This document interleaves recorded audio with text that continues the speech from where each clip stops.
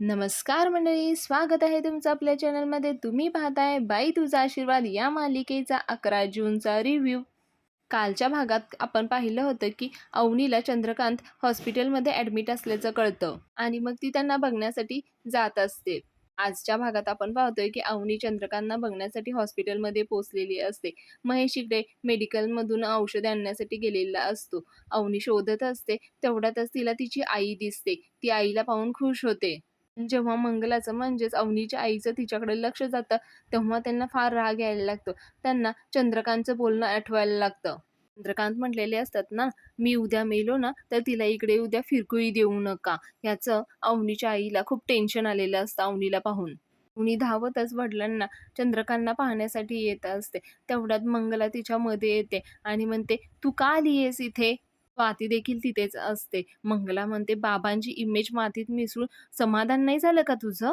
मुलीला खूप वाईट वाटत असतं. ती रडत असते आणि विवान असतो ना, तो जे काही चाललंय ते वाकून-वाकून पाहत असतो. पुढे मंगला म्हणत असते, "स्वतःचा होऊ घातलेला संसार मातीत मिळून आता माझा संसार उद्ध्वस्त करायला निघालेस?" असं म्हणून त्या मोठमोठ्याने ओरडत असतात अवनीवर. विवान हे सगळं पाहून जे काय होतंय त्याची मज्जाच घेत असतो. म्हणत असते, "आई तू माझं प्लीज ऐकून घे." पण मंगला काही न ऐकता अवनीला कानाखाली मारते. स्वाती, राजा देखील तिथेच असतं. पण राजाला काही करता येत नसतं. इकडे विवान हसत असतो. ते सगळ्याची मजाच घेत असतो. मंगला म्हणत असते, "आई म्हणायचं नाही मला. आल्या पावली निघून जा. तुझी सावली सुद्धा पडू द्यायची नाहीये मला यांच्यावर." ओरडून अवनीला म्हणत असतात, "तुला सांगितलेलं कळत नाहीये का? जा ना इथून तू." मंगलाचा आवाज खूप वाढलेला असतो.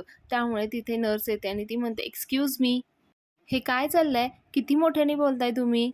हे हॉस्पिटल आहे ना?" मग स्वाती म्हणते, "सॉरी, सॉरी नाही बोलणार परत." आणि मग सगळे शांत होतात. नर्स आतमध्ये निघून जाते. उन्नीची आई साईडला जाऊन बसते.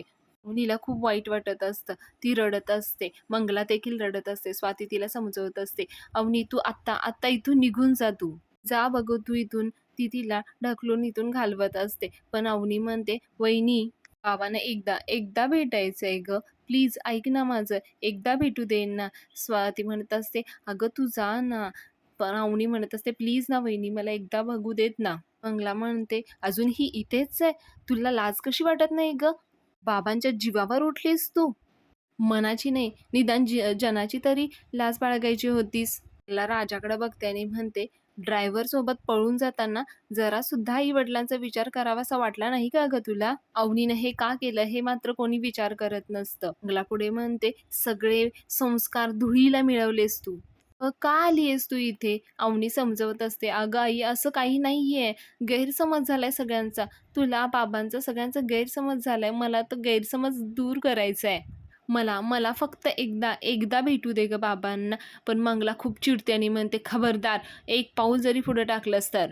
इकडे हा विवान मात्र वाकून-वाकून बघत असतो अजूनही आणि झालेल्या प्रकाराची मजा घेत असतो. इकडे सॉरी, मी यशाला विचारायला आलेले असते, की काय झालं म्हणून. मग तिला यश सांगतो, की हार्ट अटॅक आलाय तिच्या वडिलांना. नमी घाबरते, "हार्ट अटॅक?"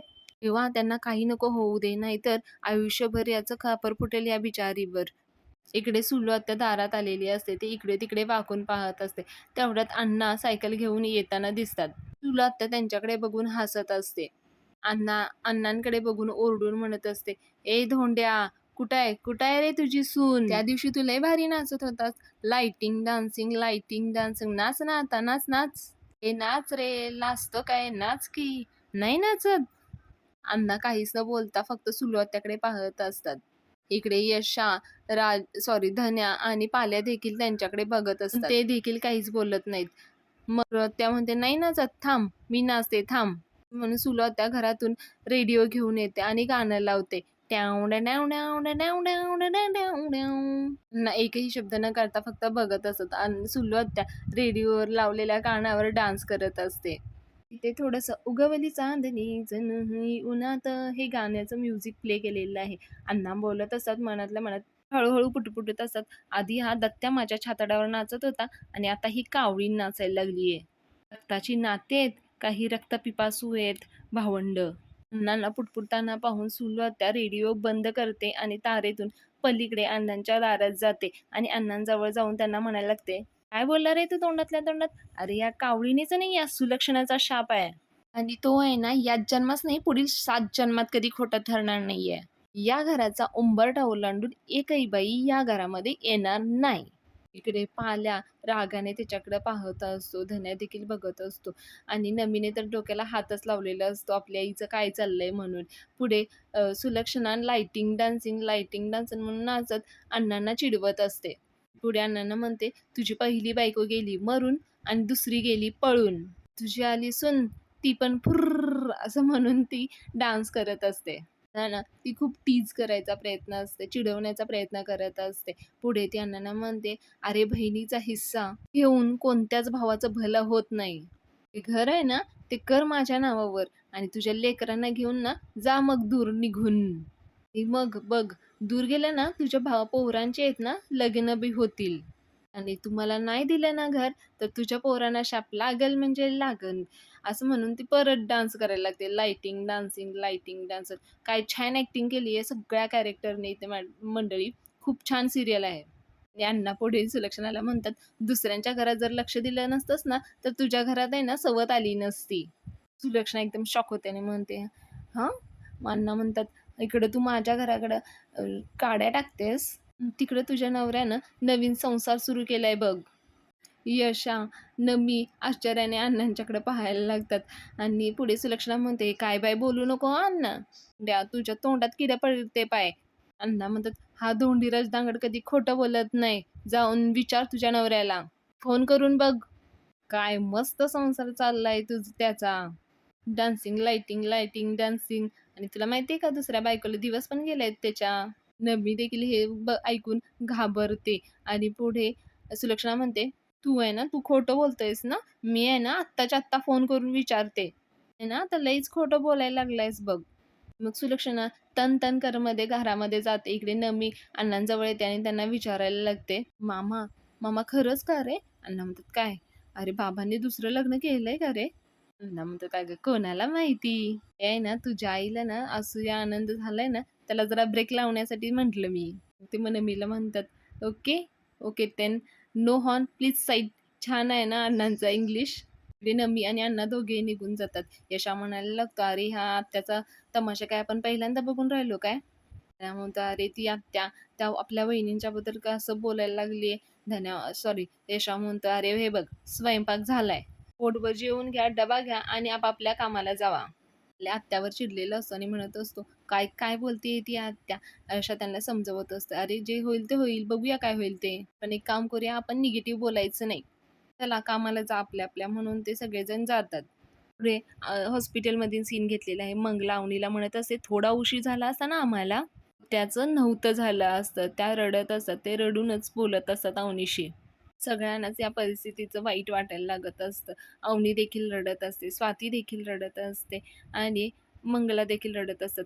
राजा मात्र तिथेच उभं राहून बघत असतो. तो देखील हळवा झालेला असतो. मंगला अवनीला म्हणते, "तुझ्या रडण्याने माझ्यावर काहीही परिणाम होणार नाहीये.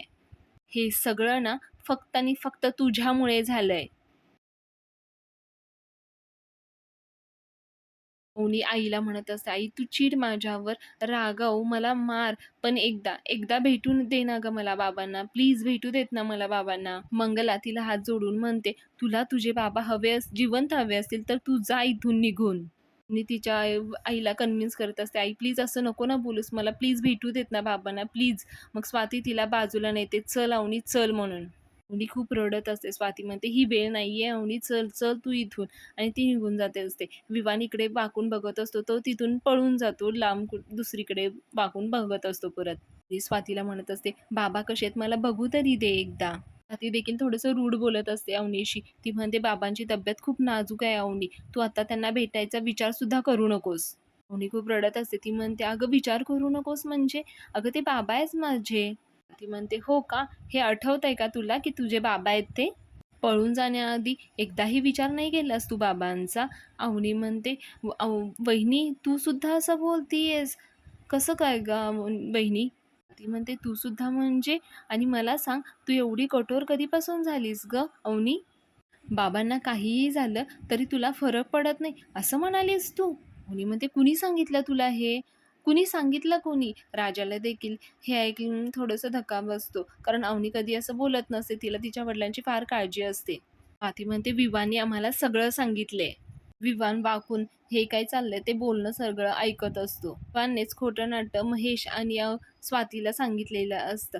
अवनी म्हणते, "विवाननं सांगितलं आणि तुम्ही ऐकलंत? विवान तुम्हाला हे सगळं असं सांगतो आणि तुम्ही त्याच्यावर लगेच विश्वास ठेवता? स्वतःच्या मुलीवर विश्वास नाही ठेवत तुम्ही?" स्वाती म्हणते, "हे बघ, माझा विवानवर विश्वास नाहीच आहे. पण त्याने आहे ना महेशला येऊन सगळं सांगितलंय आणि महेशला तर तू ओळखतेस, तो कसा आहे तो." स्वाती सतत वाकून महेश आलाय का ते पाहत असते. महेश कधीही येईल इथे, तो औषध आणायला गेलाय. तो आल्यावर तुला पाहिल्यावर काय करेल इथं मी तुला सांगू शकत नाही. प्लीज आत्ता इथून निघून जा. प्लीज जा. स्वाती महेश आलाय का हे पाहत असते. पण अवनी तिथेच बसलेली असते बेंचवर. स्वाती तिच्याकडे पाहते आणि म्हणते अवनी म्हणते, "अगं कुठं जाऊ मी? माझ्याकडे घर आहे का?" ती रडत असते. अवनीच्या बोलण्यावर स्वाती थोडंसं आश्चर्य व्यक्त करते आणि राजाकडे बघायला लागते. राजा तोंड फिरून मागे बघायला लागतो. अवनी जवळ येऊन बनते, "अगं अवनी, मला माहिती आहे तुझी नक्की काहीतरी बाजू असणार आहे. हे बघ, आता तुझं ऐकून घ्यायला माझ्याकडे वेळही नाहीये आणि ती परिस्थितीही नाहीये गं. तू एक काम कर, तू आहे ना आता माझ्या आई-बाबांकडे जा. तिथे जा आणि तिथे थांब तू. हे बघ, बाबांना बरं वाटलं ना, मी स्वतः कळवेन तुला." अवनी स्वातीला म्हणते, "प्लीज, प्लीज कळवशील ना गं? नक्की कळवशील ना मला तू?" स्वाती तिला म्हणते, "पण तू आता भेटू नकोस त्यांना, मी तुला कळवेन. तू आहे ना लवकर निघ.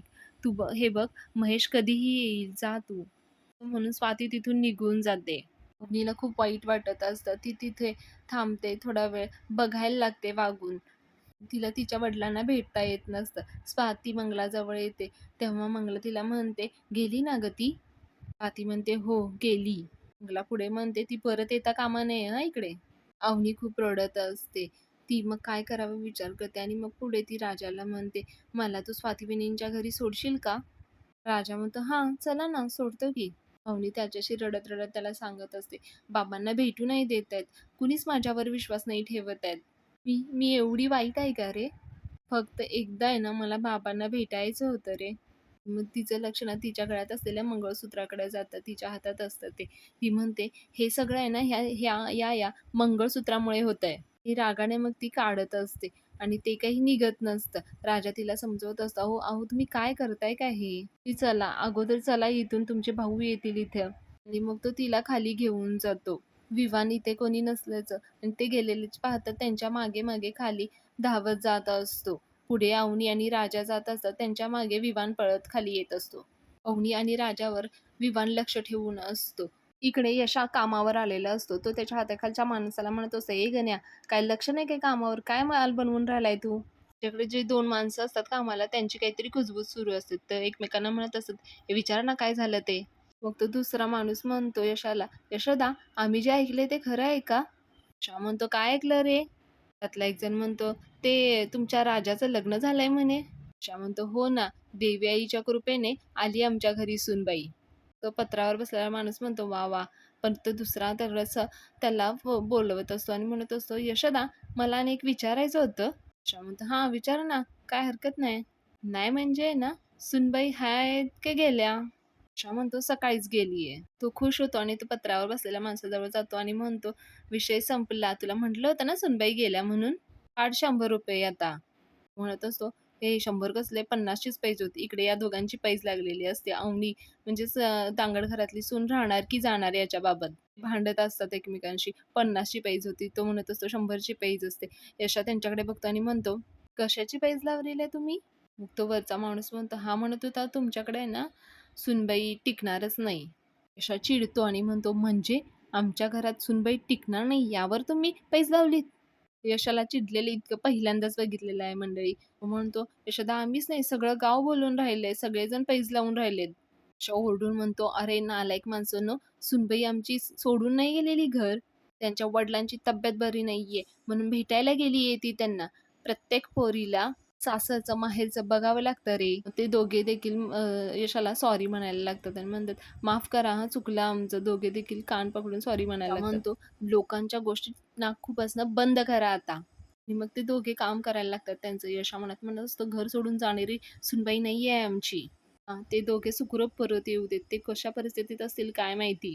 इकडे राजा अवनीला स्वातीच्या घरी घेऊन आलेला असतो. अवनी गेट उघडून आतमध्ये येते.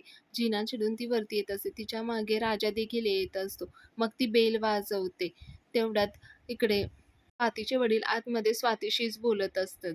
म्हणत असतात, "हो बाळा, मी बघतो ना. मी आहे ना, बेल वाजलीये. बहुतेक तीच आलीये. ठेवू का फोन?" आणि मग ते फोन ठेवतात आणि दार उघडण्यासाठी दाराजवळ येतात. म्हणतात, "अरे वाह! अवनी, ये ना." आणि मग ते राजाकडे बघतात. राजाकडे बघून ते जरासं तोंड वाकडं करतात. मग अवनी राजाला म्हणते, "तू खाली थांब, मी येते थोड्या वेळात." स्वातीचे वडील म्हणतात, "ये ना तू आतमध्ये, ये आतमध्ये." मग अवनी आतमध्ये येते. इकडे राजा खाली येऊन खाली थांबलेला असतो. पुढे स्वातीचे वडील अवनीला बसायला सांगतात. अवनी बसते आणि मग ते त्यांच्या बायकोला बोलवतात, "अगं पाहिलंस का कोण आलंय बघ, अवनी आली आहे अवनी." अवनी मग त्यांना म्हणते, "थांबा काका, नमस्कार करते." मग ती त्यांना नमस्कार करते. ते म्हणतात, "अगं राहू दे, बस ना तू." अवनीला सांगत असतात, "अगं आत्ताच स्वातीचा फोन आला होता. तू काही काळजी करू नकोस." तेवढ्यात स्वातीची आई येते. तिला अवनी इकडे आलेलं काही पटलेलं नसतं. त्यामुळे तिने तोंड वाकडं केलेलं असतं. स्वातीचे वडील म्हणतात, "तू काही काळजी नको करूस. थोडे दिवस राहा तू इथेच." स्वातीची आई तिच्या नवऱ्याला म्हणत असते, "जरा आत येता का?" ते म्हणत असतात, "अगं अवनी आली बोल तिच्याशी जरा." अवनीशी काहीच न बोलता, "तुम्ही जरा आत या ना," असं म्हणून ती आतमध्ये किचनमध्ये जाते. "अवनीला 1 मिनिट आलोच," म्हणून किचनमध्ये जातात आणि ते आतमध्ये जाऊन त्यांच्या बायकोला म्हणतात, "अगं काय हे? तिथे अवनी आली आहे ना? ती आपल्या घरी आली आहे आणि तू?" ते म्हणतात, "दिसतंय ना ती काय दिवे लावून आली आहे ते. तिला तिच्या आई-वडिलांनी नाही घरी घेतलं आणि आपण का आधार द्यायचा आहे तिला मग?" अवनी हे सगळं ऐकत असते. तिचे बाबा म्हणत असत, "अगं पण स्वातीचा फोन आला होता म्हणून मी म्हटलं." तिची आई म्हणत असते, "वेड लागलंय तिला." त्यांना खरंच वेड लागलंय. भावनेच्या भरात जाऊन करतीये हे ती सगळं. अहो, उद्या जावई बापूंना कळालं तर काय परिस्थिती ओढवेल हे कळत नाहीये स्वातीला. अवनी हे सगळं ऐकत असते. पण अवनीकडे दुसरा ऑप्शन नसतो. स्वातीची आई म्हणत असते, "तुम्ही सांगताय का तिला जायला का मी सांगू?" तिचे वडील म्हणत असतात, "अगं पण थोड्याच दिवसाचा प्रश्न आहे ना." ती आई काय त्यांचं ऐकत नाही. ती म्हणते, "नाही थांबा, मीच जाते." आणि ती अवनीसमोर जाते. अवनी त्यांना नमस्कार करायला जाते. त्या म्हणतात, "असू दे." ते तिच्यावर रागावलेल्याच असतात. त्या म्हणतात, "अवनी, तुला काहीच कसं वाटलं नाही गं असं पाऊल विचारताना? अगं, जरा वडिलांच्या स्टेटसचा तरी विचार करायचा ना? ड्रायव्हर, अगं त्यांना किती त्रास झाला तुला माहिती आहे का?" स्वातीचे वडील तिच्या आईंना समजवत असते, की "अगं ऐक ना, हे आपण नंतर बोलू ना. तिला आता उपदेशाची गरज नाहीये गं, मदतीची गरज आहे. आपण नंतर बोलू ना." असं ते तिला समजवत असतात. पण ती चिडून ना आतमध्ये निघून जाते. तिचे वडील म्हणतात, "अगं तू तिचं नको मनावर घेऊस. तू बस ना, तू उभी काय आहेस?" असं ते म्हणत असतात अवनीला. "नाही काका, मी आलेच, खाली जाऊन येते. त्याला सांगते तू जा म्हणून." ते म्हणते, "नाही रे, मला वाटलं होतं घरातून निघून गेले ना, तर सगळं ठीक होईल. नंतर वाटलं की आपलं ते खोटं-खोटं लग्न झालं की सगळं नीट होईल, शांत होईल सगळं. पण आहे ना, काहीच ठीक होत नाहीये. सगळंच बिघडतच चाललंय." म्हणजे तिला समजवत असतं, "अहो, काही नाही, ही टेम्पररी फेज आहे. हो, काही दिवसाच्या उन्हाळ्यानंतर नुसता पावसाळा असतो. तुम्ही नका लोड घेऊ." "होप आहे ना लई." अवनीमध्ये तोफ चीज आहे. तर म्हणतो, "वाह! Very good. बरं तुमचा पुढचा प्रोग्राम काय आहे?" अवनी म्हणते, "पुढे? पुढे काही नाही. हेच सगळं सावरायला लागणार मला. बाबांना जाऊन भेटणार आणि हे त्यांना सगळं सांगणार." राजा म्हणतो, "पण ते तुमच्यावर रागावलेत ना?" अवनी म्हणते, "असू देत, राग शांत होईल त्यांचा. शेवटी मी मुलगी आहे ना त्यांची, स्वीकारावंच लागेल त्यांना मला." मी म्हणते, "पण खरंच तू खूप मदत केलीस मला. Thank you." राजाचा चेहरा थोडासा पांढरा पडतो. अवनी म्हणते, "मी बघते. मी राहते थोडे दिवस इथं काही. तू आहे ना, तू जा आता तुझ्या घरी." राजा म्हणत असतो, "सगळं नीट होईपर्यंत मी थांबतो तुमच्याबरोबर." अवनी म्हणते, "नाही, त्याची काही गरज नाहीये. मी करेन सगळं मॅनेज." राजाला थोडंसं टेन्शन आलेलं असतं. घरीही काही माहिती नसतं आणि आयुष्यात आलेली पहिली स्त्री ही देखील जाणार असते ना. घरातला मिळालेला बाईचा आशीर्वाद जे काही झालं त्याचं त्याला टेन्शन आलेलं असतं आणि मग अवनी त्याला बाय म्हणते.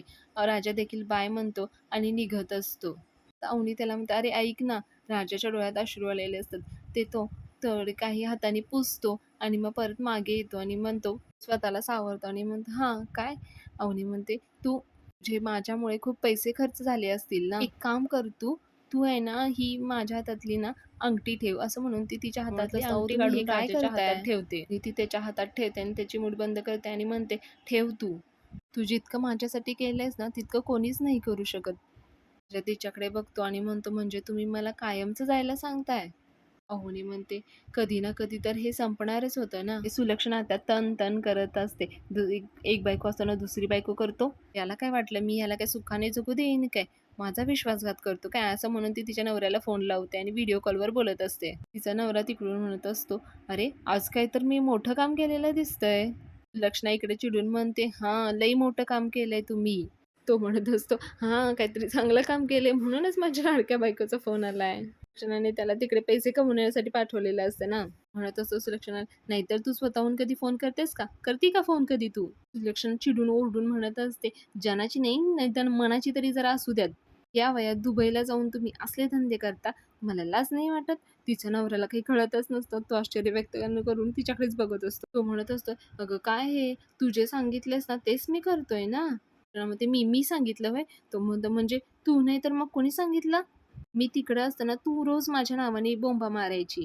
तुमच्या बिझनेस आमचं सगळं वाटोळं चाललं, हे गेलं, ते गेलं आणि काय म्हणायचीस, फुकट बसून खाता म्हणून आणि तू सांगितलं म्हणूनही मी इकडं आलोय ना, होय की नाही? रक्षणा म्हणते, "म्हणजे तुम्ही म्हणून असं तुम्ही करणार का? असं वागणार का तुम्ही?"